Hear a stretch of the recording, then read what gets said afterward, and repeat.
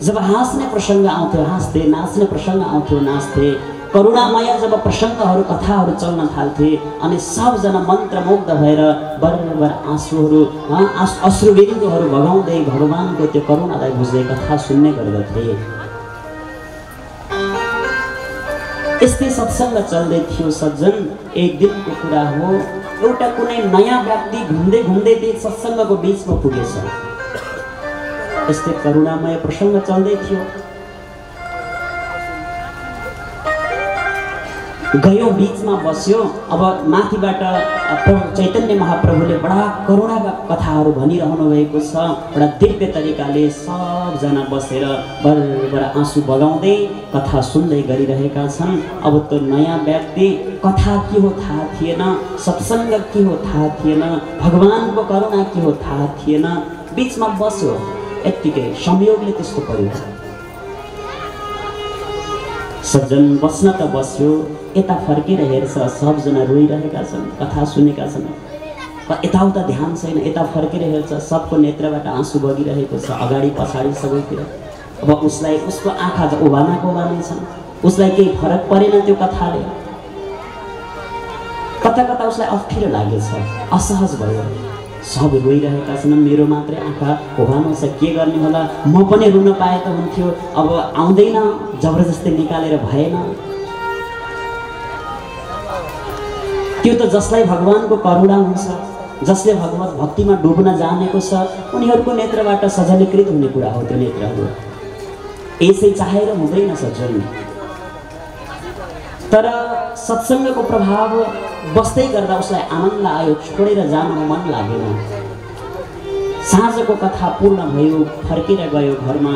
घर गएपछि पनि उसको मनमा लाग्न थाल्यो, जे होस् सत्सङ्ग सुन्नलाई आनन्द त हुँदो रहेछ, जेसुकै हुन्छ, आज पनि जान्छु सुन्नका लागि। अर्को दिन पनि उसलाई आउँ जस्तो लाग्यो, सत्सङ्गमा जान इच्छा भयो। बस तर एउटा उपाय गरेर गएछन् त्यस दिनले। अर्को दिनमा के गरेछन् त भन्दा, उहाँ त सबैजना रुँदै रुँदै कथा सुन्छन्, मेरो आँखाबाट आँसु आउँदैन, अब देखावटीको लागि भए पनि केही न केही गर्नुपर्छ भन्ने सोचेर बस घरमा सब्जी बनाउनका लागि राखेको त्यो रातो खुर्सानीको धुलो रहेछ, एउटा रुमालमा पोको बनाएछन्, सानो खुर्सानीको पोको पारेर बस इष्टकोटको जेबमा राखेर गएछन् सत्सङ्ग सुन्नका लागि।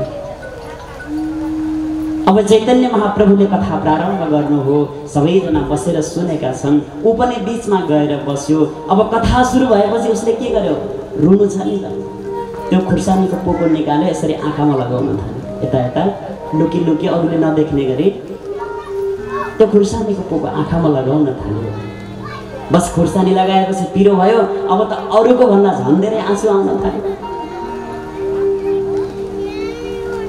बस त्यो अभिनय गरेकै त्यस्तै भए पनि आँसु निस्केको छ। अब उसलाई ढुक्क भयो नि त बस्नलाई, अरू पनि रोएका छन्, म पनि रोएको छु। अब ढुक्कसँग शिर ठाडो गरेर कथा सुन्न थाल्यो। दोस्रो दिनको पनि कथा विश्राम हुने बेला भयो सज्जन। फर्केर जाने बेलामा त्यो दृश्य एकजना चैतन्य महाप्रभुका शिष्यले देखेका रहेछन्। गएर गुरुसँग भनिदिए, गुरुदेव गुरुदेव आज अचम्म भयो नि एउटा कुरा। के भयो बाबु, हाम्रो सत्सङ्गमा एउटा बडो विचित्रको भक्त आएको थियो। कस्तो भक्त? कथा सुनेर उसको आँखा त रसाउँदैन थियो, सजलीकृत हुँदैन थियो कहिले पनि। बस उसले ढोङ गरेर नाटक गरेर नाटकी आँसु खुर्सानी लगाएर आँखामा रुने नाटक गर्थ्यो। गुरुले भन्नु, बाबु यस्तो कोही आएको थियो? हो त, यस्तो भक्त आएको थियो गुरुदेव। कहाँ छ त्यो, मलाई देखाइदेऊ त। जाँदैछ गुरुदेव, भर्खर गेटमा पुगेको छु, फर्केर जाँदैछ। जाऊ जाऊ, त्यसलाई गएर बोलाएर लिएर आऊ, म भेट्न चाहन्छु त्यसलाई। चैतन्य महाप्रभुले बोलाउनु हो। बिचरा गए ती शिष्य गएर भन्छन्, अरे अरे भाइ एकैछिन रोक्नुहोस्, गुरुजीले बोलाउनु भएको छ, आउनुहोस् एकैछिन। अब त उसलाई डर लाग्न थाल्यो, मैले गल्ती गरेको छु, पक्कै पनि अब कति गाली सहनु पर्ने हो, गुरुदेवले के भन्नुहुन्छ होला, बस थर थर कामदै कामदै डराउँदै डराउँदै गुरुदेवको पासमा गयो। गएर टाढैबाट प्रणाम गर्छ गुरुदेव। हात कामेका छन्, शरीर कामेको छ, डर लागेको छ मनै मनमा। गुरुले भन्नुभयो बाबु तिमी कहिलेदेखि कथा सुन्न आएका छौ सोध्नुभयो। त्यो व्यक्तिले भन्छ गुरुदेव आज दोस्रो दिन हो, हिजो आएको थिएँ, बस हिजोको कथाले मलाई आज पनि आउन मन लाग्यो र आज पनि आएँ, आज दोस्रो दिन भयो। गुरुले भन्नुहुन्छ बाबु तिमीले त आँखामा खुर्सानी लगाएर रुने नाटक गर्छौ अरे। हो गुरुसँग झुट बोल्न सकेन। हो गुरुदेव म हिजो कथा सुन्न आएको थिएँ, सबैजना बडा मन्त्रमुग्ध भएर आँसु प्रवाहित गरेर कथा सुन्दा रहेछन्, मेरो आँखा रसाएन। तर म फर्केर गएँ, घर गएपछि पनि फेरि मलाई त्यो सत्सङ्गमा कति बेला जाउँ जाउँ जाउँ जाउँ जस्तो लाग्न थाल्यो। म यसै आउँ भने अरू भन्दा म बेग्लै हुने भएँ, सबजनाको आँखामा आँसु छ, मेरो आँखा उभा नहुने भए। तसर्थ मलाई यो कथा सुन्न आउने इच्छालाई पुरा गर्नका लागि मैले त्यो नाटक गरेको थिएँ गुरुदेव। हो पक्कै पनि मैले खुर्सानी लगाएर रुने नाटक गरेको थिएँ। चैतन्य महाप्रभुले भन्नुहुन्छ नजिकै ल्याएर स्याबास बाबु तिमीले अत्यन्त राम्रो गर्यौ। जसको आँखाहरू भगवानको दिव्य कथा सुन्दाखेरि रसाउँदैनन्, जसका आँखाहरू भगवानको त्यो करुणामय प्रसङ्ग सुन्दाखेरि रसाउँदैनन्, त्यस्ता आँखामा त ठुला ठुला त्यो अकबरे खुर्सानी धुलो पारेर लगेर त्यही कोचिदिनुपर्छ, झाँकिदिनुपर्छ। त्यो आँखाको कुनै पनि औचित्य छैन। तिमीले जे गरेका छौ राम्रो गरेका छौ बाबु। आज उपरान्त मेरो आशीर्वाद छ तिमीलाई। अब कहिल्यै पनि सत्सङ्गमा आएर भगवानको करुणालाई सम्झेर तिमीले खुर्सानी लगाएर रुनु पर्दैन, तिम्रो मनमा त्यो भक्ति जागृत हुनेछ, मेरो आशीर्वाद छ भनेर चैतन्य महाप्रभुले आशीर्वाद दिनुभएको थियो अरे सज्जन। तेजोवारी मृदां यथा विनिमयो। तेजोवारी यानी त्यो जलको कति महत्त्व छ कथा सुन्दाखेरि। आँखाबाट निस्कने ती करुणामय प्रसङ्ग चलेका बेलामा निस्कने ती जल अश्रुबिन्दु रूपी जलको धेरै ठुलो महत्त्व छ। जीवनमा जब त्यो बेला बेलामा त्यो आउन थाले, एकान्तमा बसेको बेलामा भगवानको करुणालाई सम्झेर हे प्रभु हजुरले कृपा गरेर मनुष्य चोला दिनुभयो। नजाने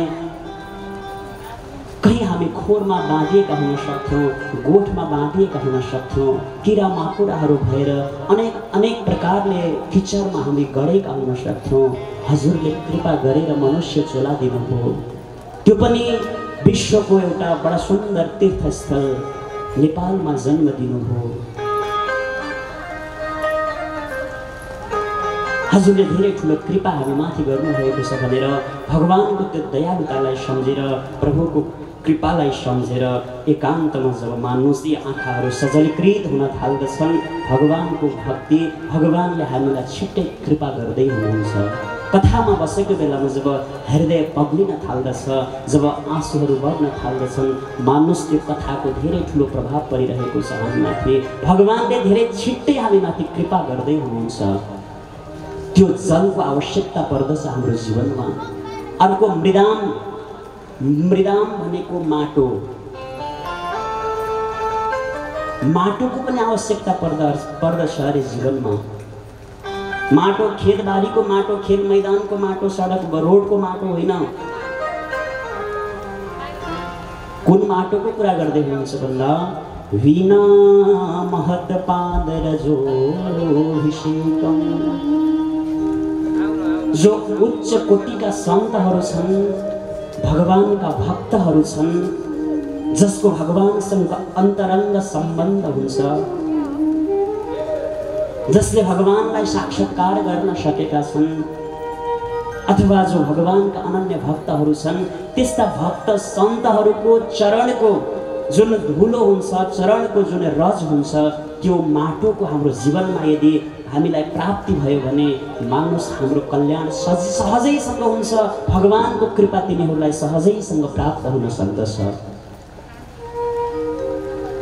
यो तीनवटा चीज तेजो वारी मृदाम, यी तीनवटा चीजहरू प्राप्त भयो भने बस भगवानको धाम कुनै दुर्लभ हुँदैन हाम्रो लागि।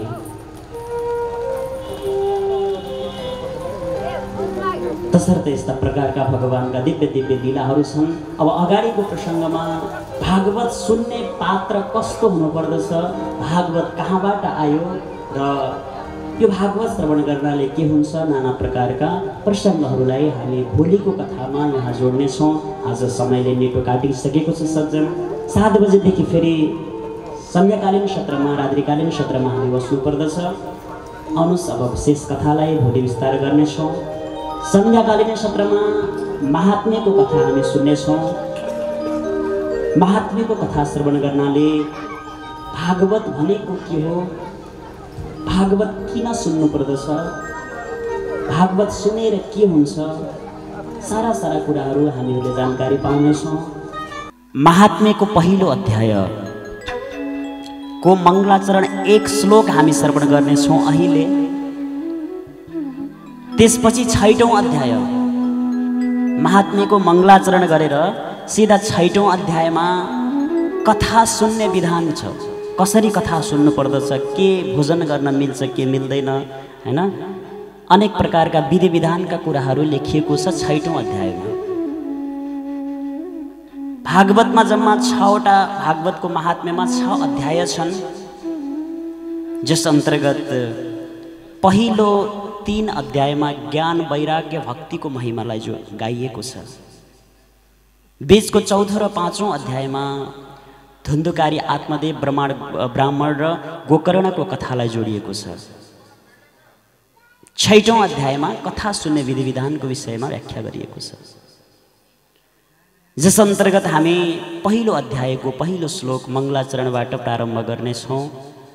मङ्गलाचरणलाई सुन्नाले, यो 1 श्लोकको व्याख्या सुन्नाले हामीलाई थाहा हुन्छ भगवान कस्तो हुनुहुन्छ।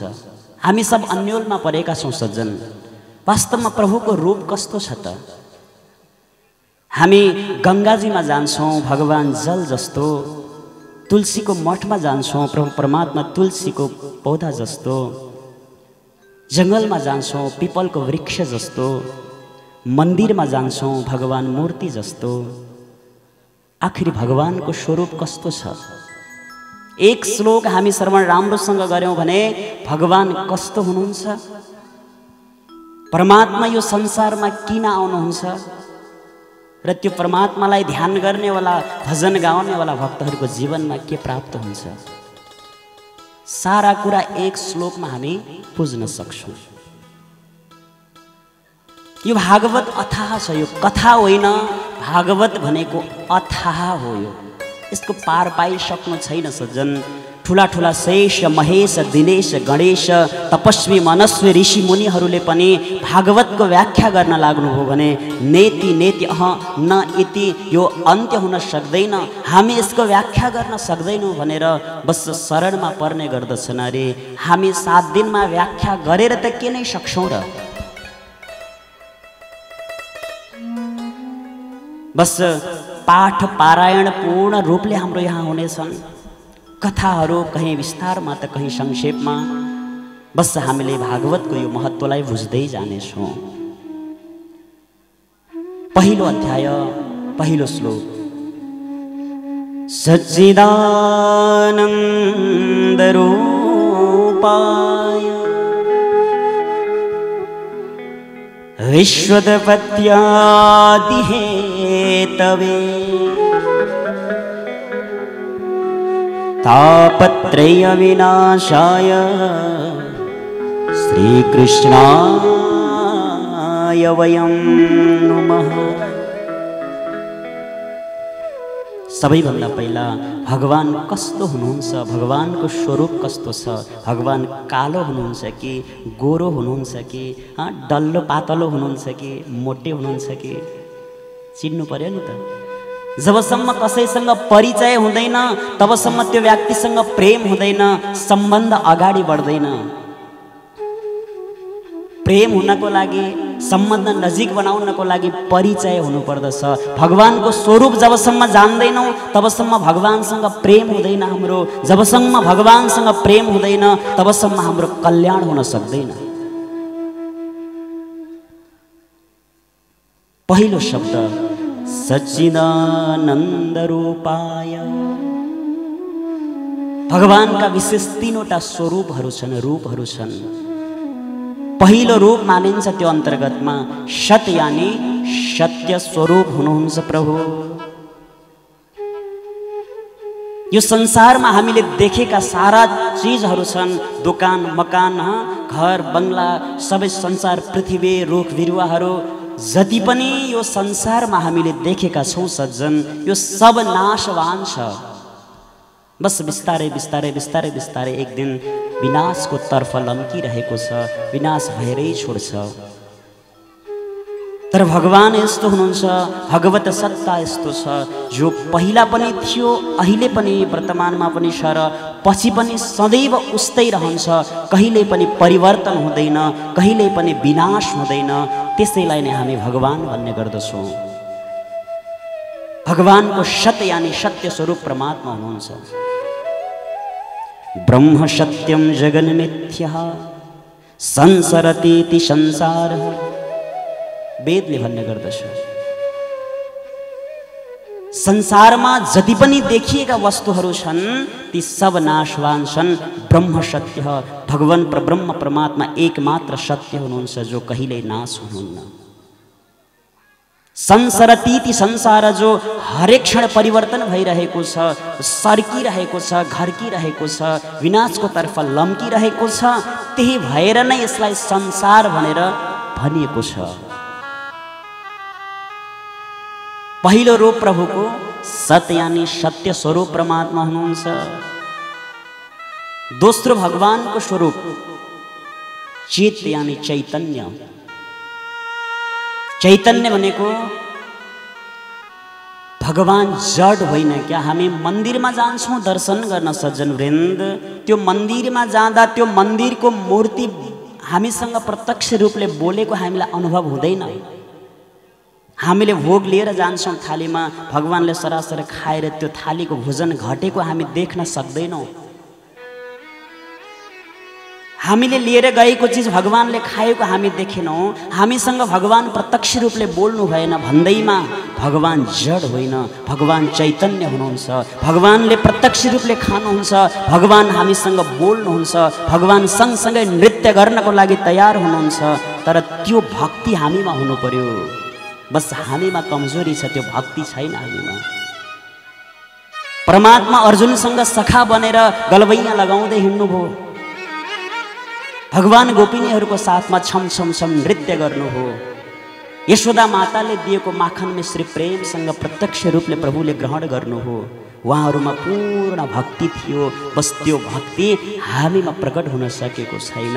त्यही भएर भगवानलाई हामी प्रत्यक्ष रूपले बोल्दै गरेको देख्न सकेनौँ, खाँदै गरेको देख्न सकेनौँ।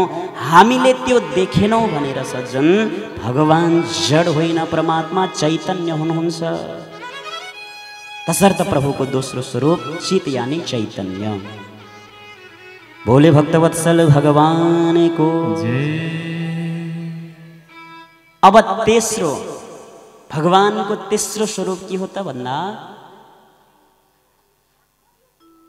आनन्द, जसको नाम स्मरण गर्नाले, जसको भजन गाउनाले,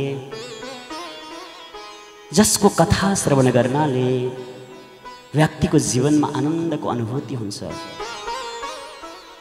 संसारको जतिसुकै पीडामा हामी घोलिएका छौँ, जीवनमा जतिसुकै दुःख कष्टहरू आइपरेका छन्, जतिसुकै चिन्तामा हामी रोमलिनु परेको छ, तर एकैछिन हामी जब सत्सङ्गमा आएर बस्छौँ, त्यो सारा भुलेर केही क्षणको लागि भए पनि हामीलाई आनन्दको अनुभूति हुन्छ। किनभने भगवानको रूप नै आनन्दमय छ, भगवानका ती कथा नै आनन्दमय छन्, भगवानको त्यो स्वरूप नै आनन्दमय छ। जसले श्रवण गर्दछ, जसले स्मरण गर्दछ, जसले चिन्तन गर्दछ, बस त्यसलाई आनन्दको अनुभूति हुने गर्दछ। बोले सच्चिदानन्द भगवान को जय। सच्चिदानन्द रूपाय विश्वोत्पत्त्यादि हेतवे हामीले भगवानको स्वरूप त चिन्यौँ। प्रभु सदचिद आनन्द तीनवटा स्वरूप विशेष रहेछन् प्रभुका। भगवान यो संसारमा किन आउनुहुन्छ, के का लागि प्रभु प्रकट हुनुहुन्छ, अवतार लिनुहुन्छ त भन्दा विश्वोत्पत्त्यादि हेतवे, भगवान परब्रह्म परमात्माले आफैले सबैभन्दा पहिला आउनुहुन्छ र यो संसारलाई सृष्टि गर्नुहुन्छ। अर्को रूपमा आएर उनै परमात्माले फेरि पालन गर्नुहुन्छ। फेरि अर्को रूप धारण गरेर आएर उनै भगवानले यो संसारलाई फेरि संहार पनि गर्नुहुन्छ। विश्व उत्पत्ति आदि हेतवे, उत्पत्ति मात्रै होइन, भगवानले पालन र संहार पनि आफैले गर्नुहुन्छ। त्यस्तो भगवानलाई हामी सबैले प्रणाम गरौँ भन्नुभयो वेदव्यासजीले। भोले बाल कृष्ण भगवानको। अब कसैले प्रश्न गर्यो, गुरुदेव प्रणाम त गरौँला ठिकै छ, तर यो संसारका व्यक्तिहरू यति स्वार्थी छन्, जबसम्म आफूलाई केही फाइदा हुँदैन तबसम्म भगवानलाई प्रणाम पनि गर्दैन, कहीँ जान पनि चाहँदैन, केही बोल्न पनि चाहँदैन, केही कार्य गर्न पनि चाहँदैन। बडा स्वार्थी संसार छ। ए हजुर जाउँ न आज वृत्तामोडतिर, पहिला उत्तर आउँछ के पाइन्छ त्यहाँ गएर, के फाइदा हुन्छ मलाई। बिना फाइदा बिना स्वार्थ केही पाइलो चाल्न खोज्दैन आजकलको व्यक्तिले। अब त्यो भगवानलाई प्रणाम गरेर हामीलाई के फाइदा हुन्छ, के प्राप्त हुन्छ? वेदव्यासजीले भन्नुहुन्छ तापत्रय विनाशाय। व्यक्तिको जीवनमा 3 प्रकारका तापहरू हुन्छन् अरे के, दुःखहरू। दैहिक दैविक भौतिक ताप। दैहिक दैविक भौतिक तापा। दैहिक दैहिक भौतिक ताप। राम राज का हो नहीं व्यापार। राम राज का हो नहीं व्यापार। दैहिक दैविक भौतिक तापा। दैहिक दैहिक भौतिक ताप। राम राज का हो नहीं व्यापार। राम राज का हो नहीं व्यापार। व्यक्तिको जीवनमा 3 प्रकारका दुःखहरू हुन्छन्, तापहरू हुन्छन्। के हुन् त भन्दा एउटा दैविक ताप, एउटा भौतिक ताप, आदि दैविक आदि भौतिक र आध्यात्मिक ताप। अब धेरै गहिरो रूपले नजाउँ, आध्यात्मिक आदि दैविक आदि भौतिक भनेको के हो यहाँहरूले नबुझ्न सक्नुहुन्छ। सरल भाषामा भन्नुपर्दा 3 प्रकारका ताप भनेको एउटा तनको दुःख, एउटा मनको दुःख, एउटा धनको दुःख। यी 3 प्रकारका तापले प्रत्येक प्राणीलाई, जीवलाई, व्यक्तिलाई सताइरहेको हुन्छ। कसैलाई तनको दुःख छ, कसैलाई धनको दुःख छ, कसैलाई मनको दुःख छ। कुनै न कुनै दुःखले सबलाई सताइरहेको हुन्छ अरे। तनको दुःख भनेको के हो? घरमा धन सम्पत्तिको कमी छैन, खूब प्रत्येक दिन 84 व्यञ्जन बनाएर खाए पनि पुग्छ। बिहानको खाना वृत्तामोड, दिउँसोको फेरि खाना काठमाडौँ, फेरि साँझको खाना दिल्ली, खूब घुमे पनि पुग्छ, केही कमी छैन। तर शरीर स्वस्थ छैन। खाने बेलामा दालको सुक्खा पानी, सुक्खा रोटी खानुपर्छ, थोरै नुन पनि पर्नु हुँदैन, बढी हुनु हुँदैन। चिलो अलि बढी चिल्लो भयो भने पनि फेरि के हुन्छ, ग्यास्ट्रिक, प्रेसर, सुगर, के हो के। 84 व्यञ्जन प्रत्येक दिन खाए पनि पुग्छ, खानु हुँदैन। वैद्यले, डाक्टरले मनाही गरेको छ।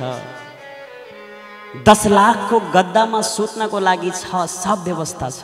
सुत्ने बेलामा निद्रा आउँदैन, मिठो निद्रा छैन। 10 रुपैयाँको एउटा गोली नखाइकन निद्रा लाग्दैन। तनको दुःख के गर्नु, त्यो धन सम्पत्ति तनको दुःख छ, शरीर स्वस्थ भएन। धेरै व्याख्या गर्ने समय छैन। अर्को हुन्छ धनको दुःख। बिचरा 1-2 किलो चावलको लागि साथी चाहिँदैन थियो, खुब रुच्छ खानका लागि, जे भेटे पनि आनन्दले खान्छ, तर खाने रासन छैन। बिच अर्काको काममा जान्छ, दिनभरि मेहनत गर्छ, 500-1000 रुपैयाँ कमाएर लिएर आउँछ। अब त्यो 500ले आफूले मिठो मसिनो खाने कि बालबच्चालाई खुवाउने कि चाडपर्व मनाउने कि छोराछोरीहरूलाई कपी पेन्सिलहरू ड्रेसहरू किनिदिने कि आउने अव्यागत अतिथिहरूको सेवा गर्ने कि मन त खुब छ नि, के गर्नु, धन छैन। यानि धनको दुखी हुन्छ कोही। अब अर्को हुन्छ तन, अनि अर्को हुन्छ मनको दुःख। मनको दुःख भनेको सब कुरा व्यवस्था छ, राम्रो छ, धन सम्पत्ति पनि छ, शरीर पनि स्वस्थ छ, तर आफूले भनेको जस्तो भएन। उदाहरणका लागि घरमा यदि छोराछोरी सन्तान जन्मे भने त्यो जन्मिने दिनदेखि नै ती बाबा आमाको मनमा ठुला ठुला सपनाहरू पलाउन थाल्छन्। अरे ओहो, आज हाम्रो घरमा छोराको जन्म भयो, अब यिनलाई पढाउनु पर्छ, बढाउनु पर्छ, ठुलो मान्छे बनाउनु पर्छ, अनि त्यसपछि राम्रो ठाउँमा लगेर पढाएर अझै राम्रो ठाउँमा जागिर नोकरीमा लगाइदिनु पर्छ, एउटा उच्च पदको व्यक्ति बनाउनु पर्दछ, राम्रो कुल घर खानदानको कन्या हेरेर विवाह गरिदिनु पर्छ, अनि हाम्रो घरमा साना साना लालावाला नाति नातिनाहरू हुन्छन्, त्यसपछि छोरा बुहारीलाई कमाउनको लागि कतै पठाउनु पर्छ, हामी घरमा बसेर झलुङ्गो हल्लाउँदै नाति नातिना खेलाउँदै बस्नुपर्छ। अनेक अनेक सपनाहरू त्यो बच्चा जन्मिने दिनदेखि नै देख्न थालेका हुन्छन् अरे बाबा आमाले। तर त्यो छोरो, तर त्यो छोरी बस 9-10 मा पढ्दा पढ्दै कुसङ्गतमा बिग्रेर जान थाल्यो। बाबा आमाले भनेको मान्न छोड्यो। अनेक प्रकारका समाचारहरू आउन थाले गाउँबाट, ए फलानो हेर हेर तेरो छोरो बजारमा वृत्तामोड चोकमा ठाडो घाँटी लगाएर झमझमे पानी पिएर नालीमा लडिरहेको थियो। अनेक अनेक फलानोलाई यसरी कुट्यो अरे तेरो छोराले, यसो गर्यो अरे उसो गर्यो। अनेक अनेक प्रकारका समाचारहरू आउन थाल्छन्, अनि ती बाबाको आमाको मनमा पीडा हुन्छ, मनमा दुःख हुन्छ। आफूले भनेको जस्तो भएन, छोराछोरीहरू लाइनमा लागेनन्, कुमार्गमा लागे भने मनको दुःख हुन्छ। 3 प्रकारका दुःख भए कि भएनन्? एउटा तनको दुःख, एउटा धनको दुःख, एउटा मनको दुःख। यदि भगवानको स्मरण गर्ने हो भने, यदि भगवान श्री कृष्णलाई प्रणाम गर्ने हो भने, यदि उनको कथा श्रवण गर्ने हो भने तापत्रय विनाशाय श्री कृष्णाय वयं नुमः। बस सारा ती 3 प्रकारका दुःखहरू, क्लेशहरू, पाप ताप संताप सब नाश भएर जान्छन् भगवान श्री परमात्मालाई प्रणाम गर्नाले मात्रै। तसर्थ हामी सबैले पनि उनै भगवानलाई प्रणाम गरौँ। बोले बाल कृष्ण भगवानको जय, हरिहर भगवानको जय, श्याम सुंदर भगवानको जय।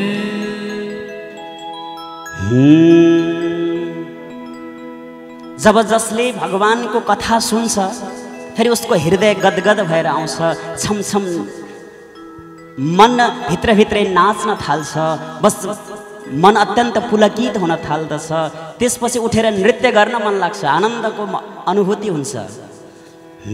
छम छम छम छम छम नाच्यो मेरो मन, छम छम छम छम छम नाच्यो मेरो मन। वृंदावनमा कृष्णको मुरली तेरे रे, वृंदावनमा कृष्णको मुरली तेरे रे।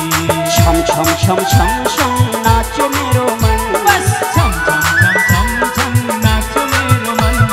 वृंदावनमा कृष्णको मुरली तेरे रे, वृंदावनमा कृष्णको मुरली तेरे रे। जय हो।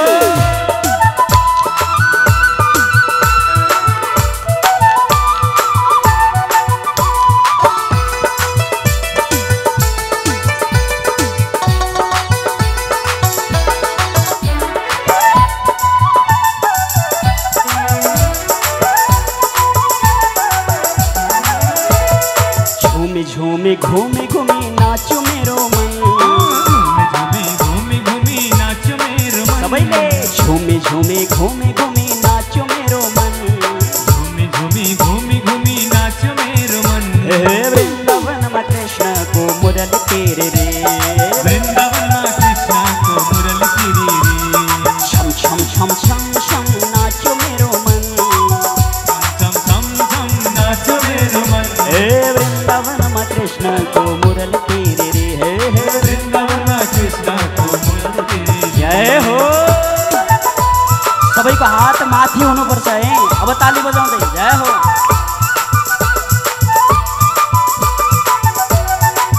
आहा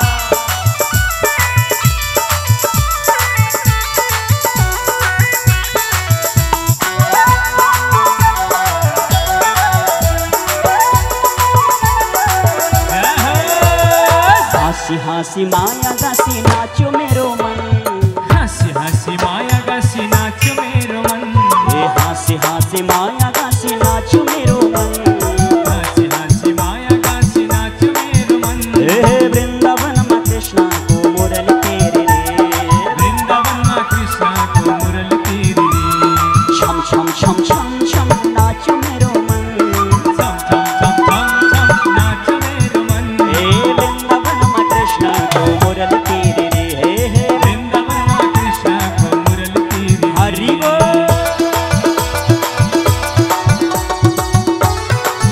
बसी बसी नृत्य गरे पनि हुन्छ, उठ्नु पर्दैन।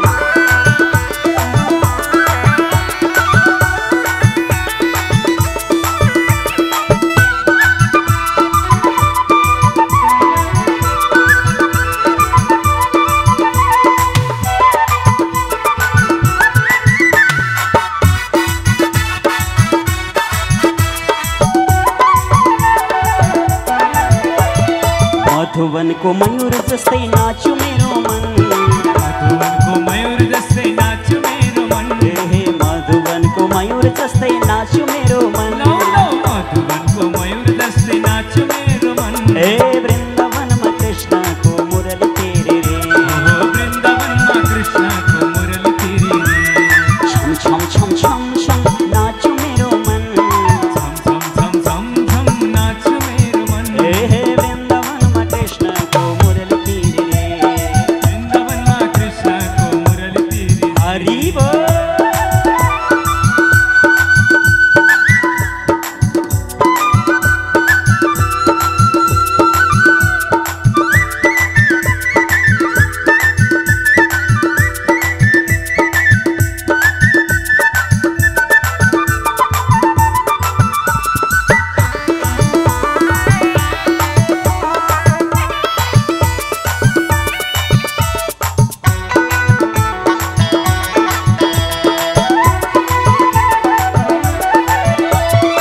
आकाशको बादल जस्तै नाच्यो मेरो मन, आकाशको बादल जस्तै नाच्यो मेरो मन। आकाशको बादल जस्तै नाच्यो मेरो मन, आकाशको बादल जस्तै नाच्यो मेरो मन।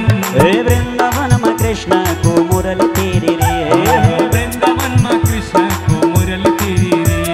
छम छम छम छम छम नाच्यो मेरो मन, छम छम छम छम छम नाच्यो मेरो मन। वृंदावनमा कृष्णको मुरली तेरे रे, वृंदावनमा कृष्णको मुरली तेरे रे। वृंदावनमा कृष्णको मुरली तेरे रे।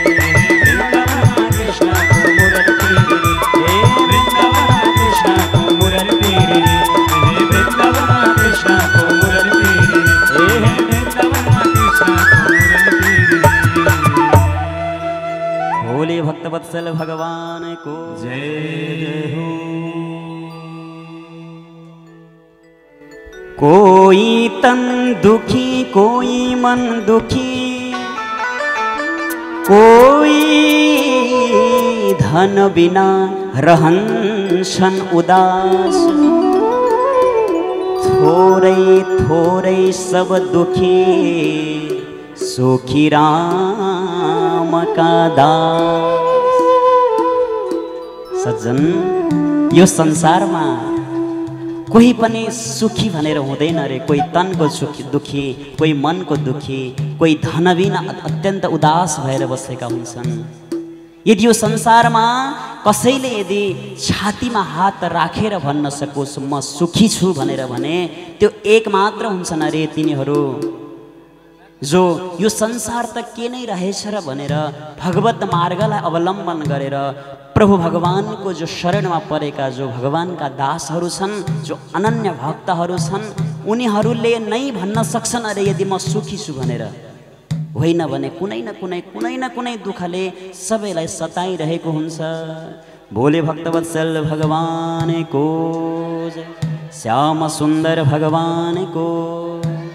अथ तेषं प्रवक्ष्यामः सप्ताह श्रवणे विधिं, सहायैर्वसुभिश्चैव प्रायः साध्यो विधिस्मृतः।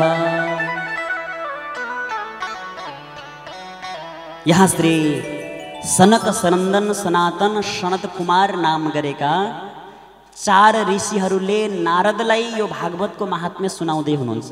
कसले? सनक सनन्दन सनातन सनत कुमार 4 ऋषिहरूले नारदजीलाई यो कथा श्रवण गराउँदै हुनुहुन्छ। नारदले भन्नुहुन्छ, गुरुदेव अब अरू मलाई केही सुन्नु छैन, बस यो भागवत मैले सुन्ने इच्छा गरेँ। यो भागवत श्रवण गर्ने विधि र विधान के हो मलाई त्यो बताइदिनुहोस् भन्नुभयो। सनकादि कुमारहरूले भन्नुहुन्छ, हे नारद, यदि कसैले भागवत लगाउने पुराण लगाउने इच्छा गर्दछ भने सबैभन्दा पहिला के गर्नुपर्दछ त भन्दा दैवज्ञं तु समाहूय मुहूर्तं पृक्ष प्रयत्नतः यत्नतः विवाहे यादृशं वित्तं तादृशं परिकल्पये। यदि घरमा पुराण लगाउनु छ भने सबैभन्दा पहिला आफ्नो कुल पुरोहितसँग सल्लाह लिनु अरे। गुरुदेव फलानु दिनमा हाम्रो अथवा माताको तिथि पर्छ, पिताको तिथि पर्छ, अथवा अरू कुनै कामनाले हुन सक्छ, घरमा मैले भागवत लगाउने इच्छा गरेको छु, अथवा कुनै ब्राह्मण गुरु ज्योतिषसँग सल्लाह लिनु, मैले यसरी पुराण सुन्ने इच्छा गरेको छु, कहिले कुन दिनबाट कुन मुहुर्तमा सुन्दा राम्रो हुन्छ भनेर राम्रोसँग सल्लाह लिनु। अनि कति धन खर्च गर्नु यहाँ प्रश्न लेखिदिनु भएको छ श्री वेदव्यासजीले। सनकादि कुमारहरूले भनिदिनु भएको छ धन कति खर्च गर्नुपर्छ भागवतमा पुराण लगाउँदा। हामीलाई पनि यही प्रश्न सोध्ने गर्नुहुन्छ। सबैभन्दा पहिला धेरै ठाउँमा कतिपय ठाउँबाट पुराणको लागि जब प्रस्ताव आउँछ अनि पहिलो प्रश्न, गुरुदेव घरमा पुराण लगाउने भनेको कति खर्च लाग्छ होला, हजुरहरूको टिम बोलाउँदा, यही प्रश्न आउँछ सबैभन्दा पहिला। त्यही भएर यहाँ वेदव्यासजीले पनि सबैभन्दा पहिला यही कुरा लेखिदिनु भएको छ, कति धन खर्च गर्ने। विवाहे यादृशं वित्तं तादृशं परिकल्पये। घरमा एउटा छोराको विवाह गर्दा, एउटा छोरीको विवाह गर्दा जति धन खर्च लाग्छ, जति धन खर्च गरिन्छ, पुराण लगाउँदा पनि त्यति नै धन खर्च गर्नुपर्छ, त्यति नै धनको सोधो गरेर राख्नुपर्छ अरे। भन्नुको मतलब अब धेरै धनवान परिवारले, धेरै सम्पन्नशाली परिवारले आफ्नो घरमा छोराछोरीको विवाह गर्दा धेरै धन खर्च गरेर गर्नुहुन्छ विवाह। अब साधारणभन्दा साधारण परिवारले 2-4 हजारमै विवाह उम्काउनु पनि पर्ने हुन्छ। भन्नुको मतलब जति सामर्थ्य छ, आफ्नो भगवानले जस्तो सामर्थ्य दिनुभएको छ त्यही किसिमले अत्यन्त उदार मना भएर, जसरी अहिले हाम्रो बेलासजी लागिरहनु भएको छ, उदार मना, यो सधैँ हुने कुरा होइन, बस जीवनमा एक आध पटक हुने कुरा। मस्त आनन्दसँग दिल खोलेर लाग्नुपर्छ। कुनै व्यवस्थामा एक रत्ती कमी नहोस्। हरेक व्यवस्था सुस्त र दुरुस्त बनाउनु भएको छ। पुराण शास्त्र सम्मत तरिकाले चल्दै हुनुहुन्छ श्री बेलासजी अहिले। जोरदार ताली बजाएर सम्मान गरौँ। विवाहे यादृशं वित्तं तादृशं परिकल्पये। कन्याको विवाह गर्दा जति धन खर्च हुन्छ, जसरी कन्याको विवाह गर्दा दाइजो आदि इत्यादि दान गर्दछौँ, त्यसरी नै यहाँ पनि ब्राह्मणहरूलाई, गुरुहरूलाई, माग्दै आउने याचकहरूलाई खूब दान दिनु अरे, खूब भोजन गराउनु। जति धेरै भक्तहरूलाई, सन्तहरूलाई, ब्राह्मणहरूलाई, अतिथिहरूलाई भोजन गराउन सकिन्छ, त्यति अत्यन्त पुण्य प्राप्त हुने गर्दछ। यस्तै प्रकारले अर्को प्रश्न आउँछ फेरि, के खाएर बस्ने 7 दिनसम्म? के खान हुन्छ, के खान हुँदैन? कथा सुने व्रतीले, कर्ताले कसरी सुन्ने त कथा भन्दाखेरि भन्नुहुन्छ, सबैभन्दा पहिलो कुरो, यदि सकिन्छ भने भागवत श्रवण गर्दाखेरि घृतपानम पयःपानम कृत्वा वै शृणुयात् सुखम। यदि सक्छ भने घिउ मात्रै पिएर बस्नु, अरू केही पनि नखानु अरे। हेर्नुहोस् है, सुन्नु होला, बुझ्नुपर्ने कुरा छ। यो पुराणलाई मात्रै नभएर अरू बेलामा पनि काम लाग्छ। घिउ मात्रै पिएर हुँदैन। आजकल शरीर, सबैको शरीर रोगी भइसकेको छ।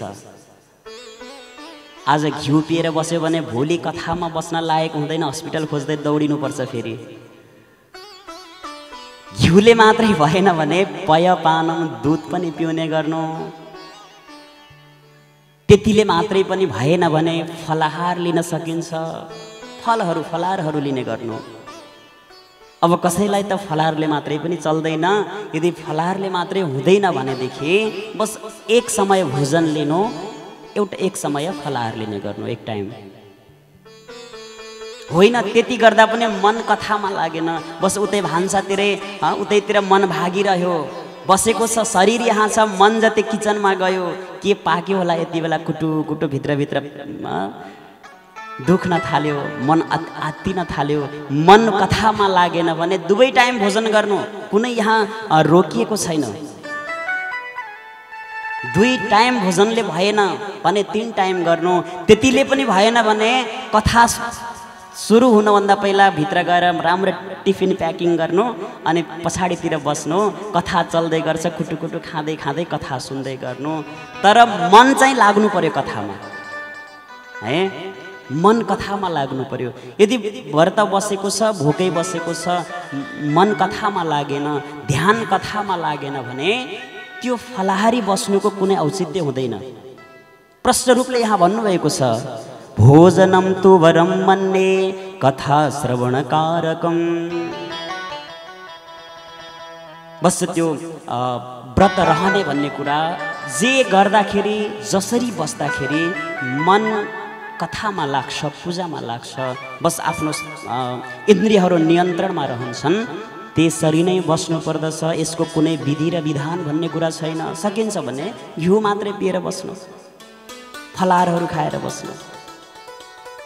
बडा सुन्दर मण्डप निर्माण गर्नु। वक्ता उत्तर फर्केर बस्छन् भने श्रोताहरू पूर्वमुख भएर बस्नु पर्दछ। श्रोताहरू यदि उत्तर फर्केर बस्छन् भने वक्ताले उत्तर भएर फर्केर बस्छन् भने वक्ताले फेरि पूर्वमुख भएर बस्नु पर्दछ।